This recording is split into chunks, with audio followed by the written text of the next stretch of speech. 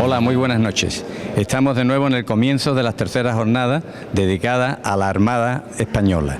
Y tenemos hoy el primer ponente de esta jornada, que es nuestro querido almirante, jefe de la flota, don Juan Rodríguez Garat. Don Juan, ¿qué tal? ¿Cómo fue esa vocación marinera? Bueno, ya hace muchos años de esto. Mi padre era marino, mi madre procedía de familia de marinos, nací en Ferrol. Para mí, pues prácticamente desde pequeñito he visto la mar como un motivo de vocación profesional y nunca he tenido dudas, debo reconocerlo. Soy marino porque lo llevo en la sangre. Exactamente. ¿Y el recorrido hasta este momento cómo ha sido?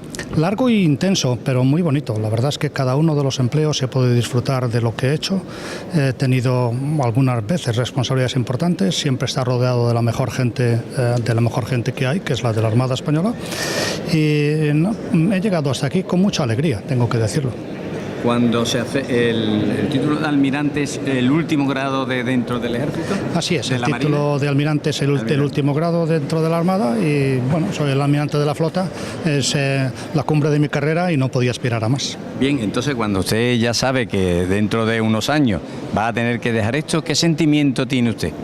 Pues siento que cuando como retirado me siento en un banco al sol, estaré rodeado por mis compañeros, los que han hecho la carrera conmigo, y estaré también rodeado por mis propios recuerdos, y la verdad es que eso, pues tengo que reconocer que hasta me hace ilusión. Bien, ¿no? ¿Ha habido momentos importantes y duros? Algunos sí en operaciones reales, alguna vez cuando se han perdido vidas bajo mis órdenes, son momentos que todavía duelen en el fondo. Muy bien. ¿Qué le parece esta organización de la jornada? ¿Era importante tenerla en el espíritu que el otro día le manifestamos? Para mí sí. Qué duda cabe que el rendir homenaje a los héroes que forjaron nuestra historia es importante. Es importante para la Armada y es importante para España. Para la Armada en concreto nos sirve además de estímulo para seguir su ejemplo. O sea que agradecemos mucho lo que estáis haciendo por mantener la memoria de los héroes que ahora cumplen sus 500 años. 500 años, exactamente. Bueno, pues esta ha sido la entrevista a nuestro querido almirante, jefe de la flota, al que le damos nuestro más sincero agradecimiento, y para nosotros es un honor tenerlo hoy aquí. Muchísimas gracias, señor almirante. Ayuntamiento, protocolo, Delegación de Cultura, con todo su equipo, por su estrecha colaboración con esta entidad para la realización de estos actos. A los medios de comunicación, Sanlúcar Información, Diario de Cádiz, La Voz, Costa Noroeste, Radio Ler, Radio Esquina, La SER, etcétera, por vuestra contrastada influencia en seducir e informar. Y a las bodegas Delgado Zuleta, en la persona de su director general, don Jorge Pascual, por su demostrada disponibilidad y generosidad. Y a vosotros, querido público, rendidas gracias por vuestra fidelidad. Muchas gracias. Nuestro agradecimiento por anticipado a todos los conferenciantes de estas jornadas, realizadas por militares, encaminadas a acercar su vida castrense, sus proyectos y sus múltiples acciones en los ámbitos de defensa del lugar patrio y su colaboración con otros ejércitos en misiones de apoyo y de paz en zonas conflictivas y muy deprimidas. En definitiva, normalizar de una vez por todas la marca de un ejército constitucional, eficiente, bien formado y con inquietudes culturales, deseosos de servir a los fines que la sociedad civil democráticamente demande y festejar así el magno acontecimiento que supone para esta ciudad la próxima celebración del 5º centenario de la primera vuelta al mundo. Nos sentimos orgullosos de presentar y agradecer su presencia aquí a nuestros ponentes de este año, el almirante jefe de la flota, excelentísimo señor don Juan Rodríguez Garat, el capitán de fragata don Carlos Cárdenas Crespo y el capitán de navío don Fernando José Suárez Fonseca, quienes en estos 2 días nos hablarán en este orden de la Armada del siglo XXI, de esta primera conferencia, 100 años de historia de la aviación naval en España y la acción del Estado en la mar, la fuerza de acción. Ellos, haciendo gala de una desinteresada disponibilidad, han aceptado con gran interés participar en estas jornadas, ofreciéndonos sus reflexiones sobre el papel de la Armada en la actualidad. Dentro de este capítulo de agradecimiento, mención especial también a don Manuel Cervera, secretario, el señor almirante, por su extraordinario apoyo y consejo en la preparación de esta convocatoria tan ilusionante para todos. A la cantante, esa es la sorpresa, señor almirante, a la cantante Alba Bazán y a nuestro incomparable guitarrista Manuel Alfonseca Arlín por su probada profesionalidad. Estamos inmersos en esa aventura extraordinaria de volver a recordar la inenarrable hazaña de aquellos que retaron con su valor y bravía la osadía del mar, sus veleidades, su poder y su inmensidad en busca de otros mundos, cuya existencia llenó de gloria y honor los nuevos horizontes que se vislumbraban a partir de ese nuevo amanecer de nuestra historia.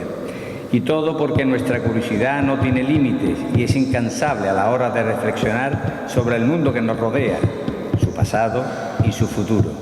Este Ateneo, en su silenciosa lucha por ofrecer a esta ciudad un referente cultural digno, serio y catalizador de un amplio marco de pensamientos, ideologías, temas, actitudes, etc., no ha dudado en organizar de nuevo estas terceras jornadas de homenaje a la Armada.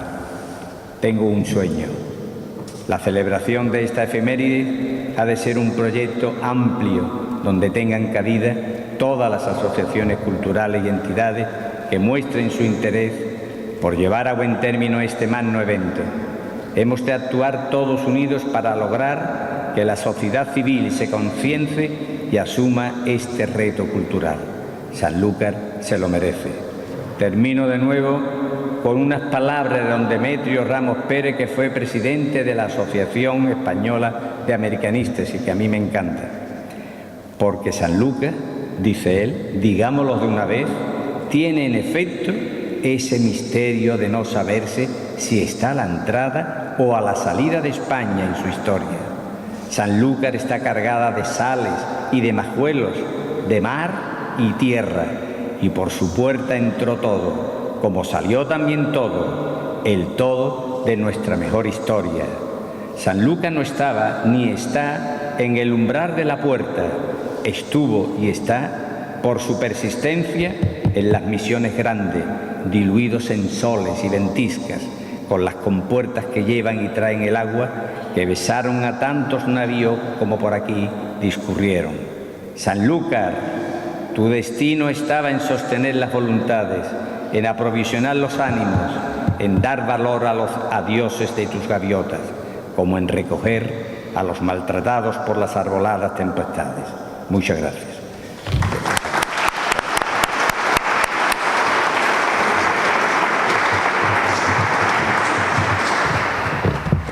Nuestro querido almirante ingresó en la Academia en 1974. En 1979, con el empleo de alférez de navío, embarcó en la corbeta Infanta Elena, primero de sus 12 destinos a flote. Desde entonces ha permanecido embarcado durante 24 años, de entre los que cabe destacar sus 8 mandos de mar: patrullero Alcedo, corbeta Diana, fragata Álvaro de Bazán, 31 escuadrilla de escolta, grupo permanente número 1 de la OTAN, grupo de proyección de la flota, fuerza de la Unión Europea en la operación Atalanta y cuartel general marítimo español de alta disponibilidad. En tierra, el almirante Rodríguez fue profesor de organización en la Escuela de Guerra Naval y ocupó diversos puestos en el Estado Mayor de la Flota y Estado Mayor de la Armada. Su anterior destino fue el de almirante jefe de personal. Es especialista en comunicaciones y diplomado de Estado Mayor en el Reino Unido, donde cursó con distinción un máster en estudios de defensa por la Universidad de Londres.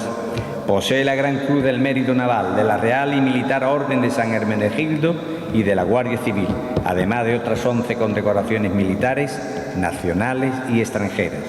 Tomó posesión como almirante de la flota el 10 de octubre de 2016 y es, a su vez, el comandante del Mando de Vigilancia y Seguridad Marítima, dirigiendo a las órdenes del jefe de Estado Mayor de la Defensa aquellas operaciones navales que se determinen. Está casado con Teresa Martínez y tiene 5 hijos. Tienes la palabra. Gracias.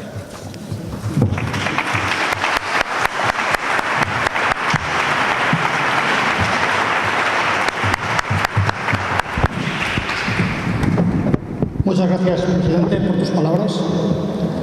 Gracias a todos por estar aquí, particularmente en una tarde que seguramente será histórica para España, en la que nuestra atención está puesta en muchos otros puntos de la geografía nacional. Gracias por este ciclo en el que se rinde homenaje a héroes que sirvieron a España sobre la mar, a héroes de lo que fue la Armada hace ya 500 años.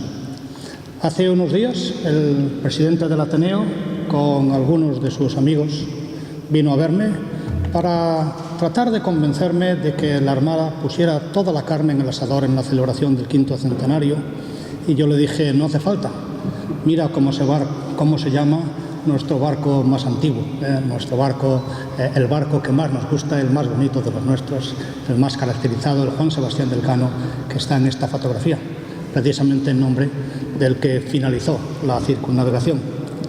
Estamos codo con Sanlúcar en todos los actos de celebración del 5º centenario. Tenemos, por supuesto, nuestros matices. Sanlúcar, además de homenajear a nuestros héroes y recordar nuestra historia, quiere reforzar su posición en el mapa y es justificado que sea así. Y lo mismo quiere la Armada. La Armada quiere aprovechar también el 5º centenario, y es verdad, para darse a conocer. Y esta es una excelente oportunidad para hacerlo. Y debo decir que la Armada tiene mucho más necesidad que Sanlúcar de celebrar el 5º centenario, porque nadie discute Sanlúcar. Los bonitos versos que hemos oído a la Armada no se los han dedicado nunca. Y nosotros, en cambio, pues tenemos que defender nuestra posición.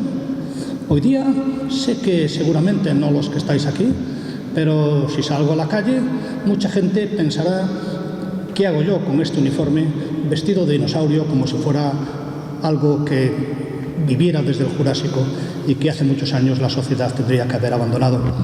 ¿Quieres pasar, por favor? Hay dos tipos de personas que cuestionan mi existencia, y no me refiero a la existencia mía como persona, sino a la de mi uniforme, la de la Armada. Unos de buena fe y otros de mala fe. Los de mala fe obviamente vivirían mejor si no existiera la Armada, y es comprensible. En el caso de los de buena fe, los que creen que el hombre ha superado ya la época de los conflictos, ha superado ya la época de enfrentamientos del hombre con el hombre, le recordaría que no hace tanto tiempo que nos hemos bajado de los árboles. Dicen los biólogos que hace 6.000 millones de años la evolución del ser humano se separó del chimpancé, con el que compartimos el 99% del ADN. Los chimpancés hoy día pues son animales agresivos. Cuando un chimpancé quiere algo que tiene otro, si es más fuerte se lo quita y se queda encantado. Vamos, que son como niños, son como mis propios niños cuando eran pequeños, y no los niños que dibujó Rousseau en su Emilio. Los niños son así. Y por desgracia, pues las personas mayores, solo hace 75 años que la humanidad ha abandonado como parte del derecho el derecho de conquista, que es lo que caracteriza a las tribus del chimpancé. Hombre, eso se puede ver desde el lado positivo. Hemos abandonado el derecho de conquista, o desde el lado negativo. Nos hemos separado muy recientemente de estos primos lejanos que nos quedan en la naturaleza. La evolución del hombre como persona ha sido muy alta. Somos mucho más inteligentes como los chimpancés que los chimpancés. Sin embargo, como sociedad no es tanto. Sigue existiendo entre nosotros el espíritu de tribu. Podemos verlo en muchos lugares del mundo, pero incluso en una forma benigna en nuestras propias calles, alrededor de los estadios de fútbol. Ahí está el espíritu de tribu. Yo soy del Real Madrid o del Betis y tú eres del Sevilla o del Atlético de Madrid, y no nos podemos llevar bien, por lo menos mientras duran los partidos, pase lo que pase en el campo. Ese espíritu tribal se extrapola a muchas otras zonas de la convivencia, y hoy estamos viendo a dónde puede llevarnos, incluso en países ya muy desarrollados, que están, por así decirlo, en la cima del escalafón de las sociedades humanas. Así. Lo cierto es que hace 500 años, y esta es una fotografía de la actual Nueva Victoria, el escenario estaba mucho más claro. El pueblo español, el Reino de España, sabía perfectamente en qué consistía esa agrupación de reinos, fundamentalmente por motivos de seguridad nacional, desde la defensa de la propia comunidad, y sabían muy bien entonces cuál era el papel de España en el mundo. Tratar de dejar huella por medio de la colonización, de la cristianización. Son quizás formas propias de aquella época. extemporáneas. Hoy día nadie aceptaría las cruzadas o ir a colonizar otros pueblos. Entonces sí, entonces era natural, no podemos juzgarlo desde nuestro punto de vista. Pero lo que tenían entonces nuestros marinos, lo que tenía España entonces es la voluntad de dejar huella en el mundo, la voluntad de contar. Hoy día, en cambio, buena parte de nuestra sociedad ha adoptado otra política muy diferente. Vive y deja vivir, básicamente. Esta es una política ilusa y equivocada. La fotografía que presento ahí, la triste fotografía que presento ahí, un niño sirio muerto durante la emigración de sus padres, tratando de buscar la seguridad en Europa, muestra un poco a lo que puede llevar la política de no intervenir. Cuando se desencadenó el conflicto en Siria, las sociedades occidentales, las sociedades ricas, las sociedades con más poder han tenido que elegir. Y eligieron la inacción, eligieron dejar que la guerra civil siria, la guerra civil a múltiples bandas sirias, se consumiera dentro de la propia Siria. Y entonces es imposible evitar el fenómeno de la inmigración. Ese fenómeno de la inmigración nos ha hecho mucho daño y me gustaría recordar a todo el mundo que la inmigración los problemas de la inmigración están detrás de la decisión de Estados Unidos de votar a candidatos que cuestionan las alianzas tradicionales, que quieren construir muros con otros países y que realmente suponen un frenazo en todo lo que la humanidad había avanzado en el terreno de la globalización durante muchos años. El rechazo a la inmigración está detrás del Brexit de la Unión Europea, que parecía que habíamos llegado ya al fin de los tiempos a una Europa dominada desde el punto de vista económico y social por la Unión Europea, desde el punto de vista de la seguridad por la Alianza Atlántica, y hoy día son valores que empezamos a cuestionar. Y todo viene de la decisión de no aceptar el coste de la intervención en Siria, decisión que no cuestiono, acertada o no, tiene sus consecuencias. El haberlo hecho de otra manera también habría tenido sus consecuencias, pero la inacción en general conduce a poco. También me gustaría decir, y eso, ¿quieres dejar la anterior, por favor? Me gustaría poner un ejemplo de a dónde lleva la inacción. Nosotros creemos que, porque somos españoles, porque nuestra gente es humana y es solidaria cuando estamos haciendo operaciones de paz, porque nuestra sociedad es pacífica de naturaleza, estamos libres del mal. Cuando se investigó el porqué del ataque talibán en nuestra embajada en Kabul, en el que fallecieron policías españoles, la única razón que al final encontraron es que era la que menos medios de seguridad tenía. Al final, no hacer nada no es la solución, no se puede confiar en el buenismo para sobrevivir en un mundo que es más difícil de lo que parece. No sirve, vive y deja vivir. Yo quisiera proponerles un modelo para explicar la situación internacional desde mi punto de vista, el punto de vista de un militar profesional y de un cocinero amateur, así que he recurrido a una olla a presión. Hoy día, y como siempre en la historia de la humanidad, las pasiones de los seres humanos hierven en una olla, las calientan las desigualdades, las calientan la injusticia, la competición por los recursos, las ideologías cuando son excluyentes, y las calientan todavía mucho más que eso la irresponsabilidad de los líderes, que muchas veces, para conseguir objetivos propios internos, juegan con fuego como el aprendiz de brujo, que despertaba a las escobas para recoger el agua, para ayudarle a barrer, y al final no conseguía pararlas. Cuando uno despierta pasiones con eslogans que hoy día hasta podemos oír en nuestras calles, eslogans como mínimo partidistas, sino completamente falsos, crea un movimiento que luego es extremadamente difícil de parar. Calienta el agua, hace que hierva. Durante la historia de la humanidad, la mayor parte del tiempo, la mayor parte de nuestros siglos, esta olla hervía sin tapa. Las fuerzas armadas de entonces, los ejércitos de entonces, las armadas de entonces, borboteaban en el agua, chocaban unos con otras. Bien, la humanidad lo aceptaba como un mal menor. Entonces, la guerra era la continuación de la política por otros medios. Se admitía así en la estrategia. Los enormes daños para la sociedad, los enormes daños que causaron a todas las sociedades civilizadas las guerras mundiales del siglo XX, la primera y a continuación la segunda, seguramente la historia las presentará casi como un acto único, porque no están tan diferentes.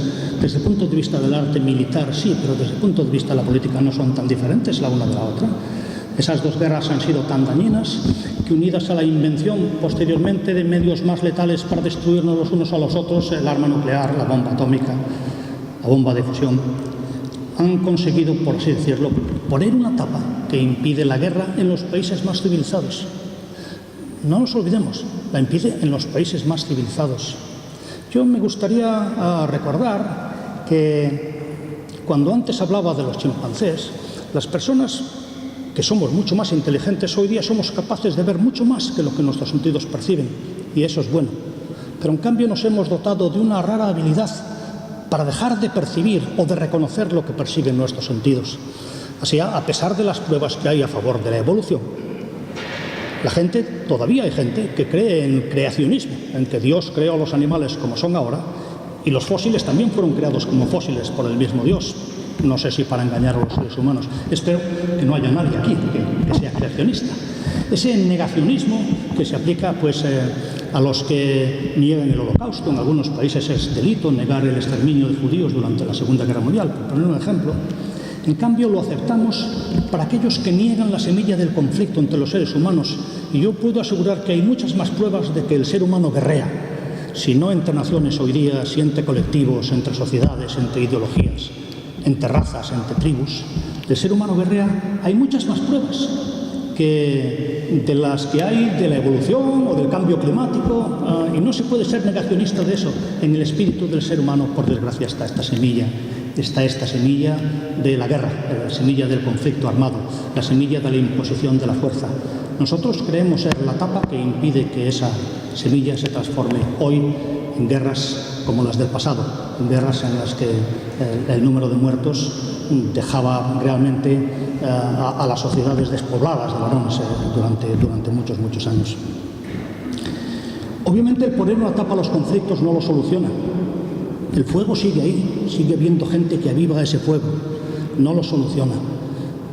Los cocineros sabemos que si ponemos la tapa, pues empieza a salir vapor.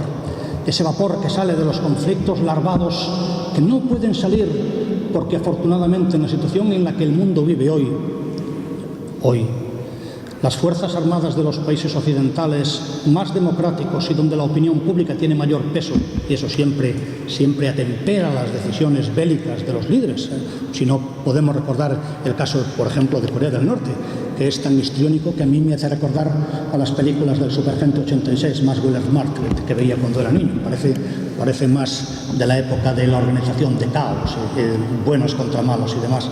Bien, pues lo cierto es que en este momento actual, con la superioridad militar de las potencias occidentales, tenemos que resignarnos a que aquellos que combatirían con nosotros utilizando ejércitos, si pudieran, tengan que recurrir a otras medidas para hacernos daño y para promover sus intereses.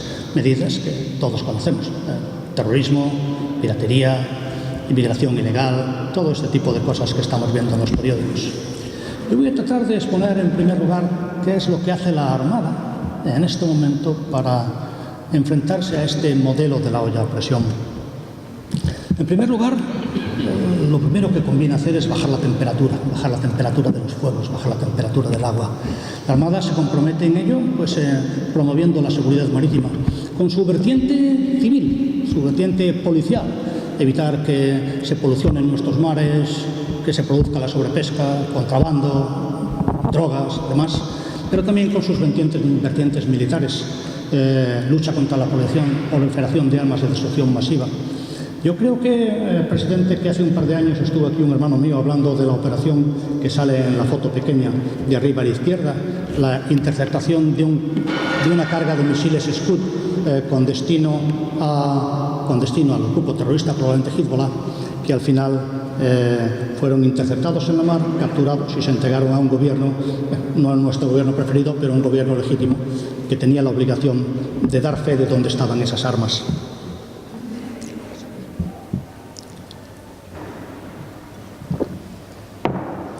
A bajar la temperatura contribuye también las operaciones de ayuda humanitaria. La Armada se ha visto implicada en muchas de ellas, desde el tsunami en el sudeste asiático de la famosa película de lo imposible, hasta el huracán Mitch o el terremoto de Haití. A este terremoto de Haití responde esta fotografía, donde la Armada perdió a 4 hombres en un accidente de helicóptero tratando de atender las necesidades de esta población en situaciones precarias. 4 hombres bajo mi mando, de lo que me enorgullezco y me entristezco a la vez, como se puede comprender. Además, contribuye a bajar la temperatura el despliegue de numerosas fuerzas españolas de pequeña entidad que en aquellos países donde todavía no tienen desarrolladas sus capacidades militares o policiales, colaboramos a enseñarles a hacer ese trabajo. Eso disipa recelos, es importante porque al final establece unos vínculos de confianza complementarios a los de la diplomacia del Estado.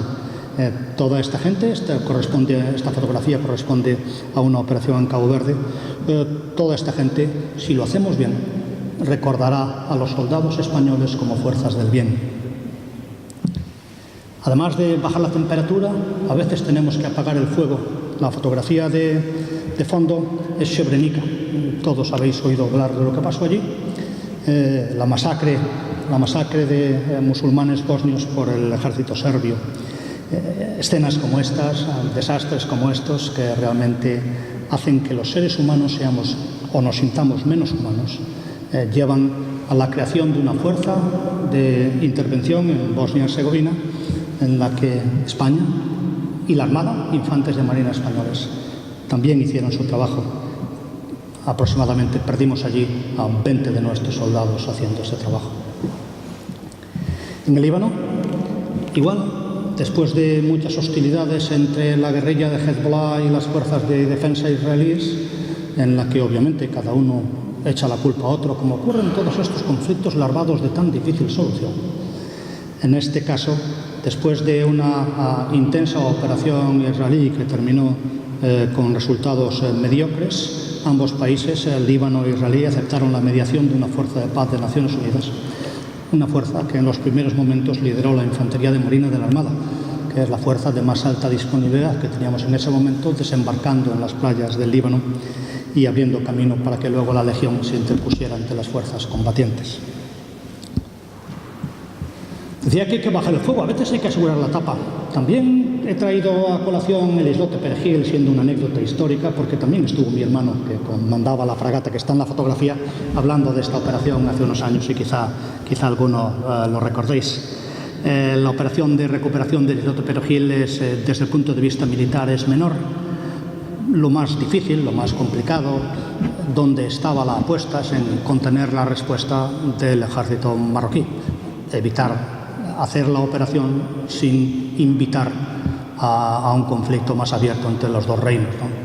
Teníamos todas las cartas políticas a nuestro favor, pero los militares nos gusta asegurarnos, y había también unidades militares suficientes para disuadir de cualquier escalada al gobierno marroquí. Asegurar la tapa hoy día significa enfrentarse a las mayores amenazas que tenemos. En el mundo, sin duda, es en este momento Corea del Norte la que más preocupa a la comunidad internacional.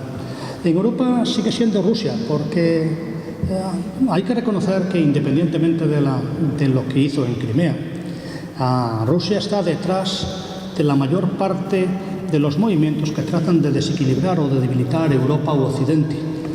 Rusia estuvo detrás de la elección del presidente Trump, Rusia estuvo detrás del Brexit, Rusia está detrás del separatismo en Cataluña.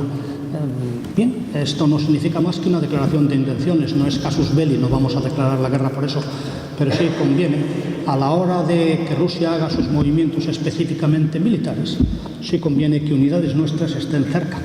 La fotografía que está en el fondo son columnas de blindados rusos en Georgia del Sur, y en ese momento a mí me tocó estar mandando la fuerza de respuesta de la Alianza precisamente en el Mar Negro y jugar un poco con la Marina rusa al gato y al ratón, con el fin de sencillamente mostrar nuestra presencia allí y decir que la OTAN estaba interesada en lo que estaba ocurriendo para evitar escaladas innecesarias.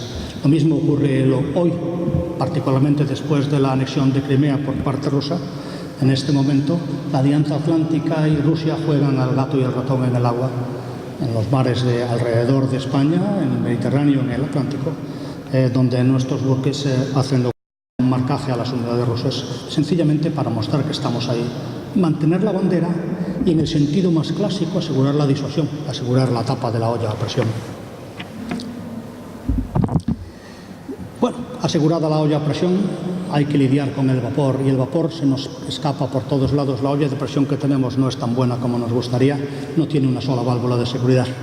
El vapor se escapa en el Mediterráneo, donde miles y miles de hombres, mujeres y niños tratan de cruzar a Europa desde Libia, viniendo desde todo el sur de África, no solo desde la zona de Libia, e incluso desde Asia también, tratando de buscar un futuro mejor.